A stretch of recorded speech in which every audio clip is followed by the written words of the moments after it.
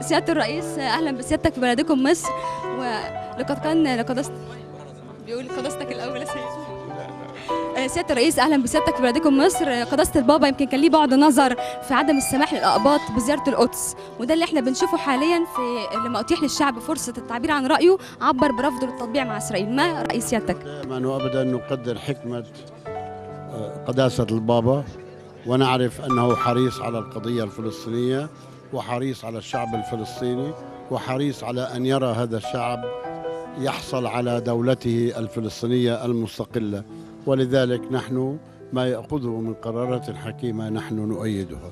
وبالمناسبة اليوم تحدثت مع قداسته حول آخر التطورات التي نعيشها، وخاصة الذهاب إلى الأمم المتحدة والإجراءات الإسرائيلية والمفاوضات، وكان حريصا قداسته أن يستمع إلى كل شيء وأن يناقش معي هذه الأمور. وبهذه المناسبة بالأمس حصل احتفال عظيم جدا في مدينة بيت لحم، قاده البطاركة والقساوسة لتأييد شعبهم في الذهاب إلى الأمم المتحدة. أبلغت قداسة البابا. سيادة الرئيس،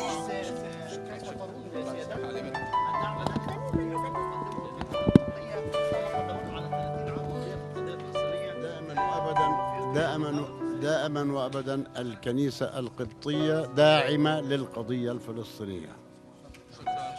تأتي زيارة الرئيس الفلسطيني محمود عباس أبو مازن اليوم لقداسة البابا لتؤكد أن للكنيسة القبطية دورها المؤثر في كل قضايا الوطن العربي. نهى عدلي، أغابي تي في.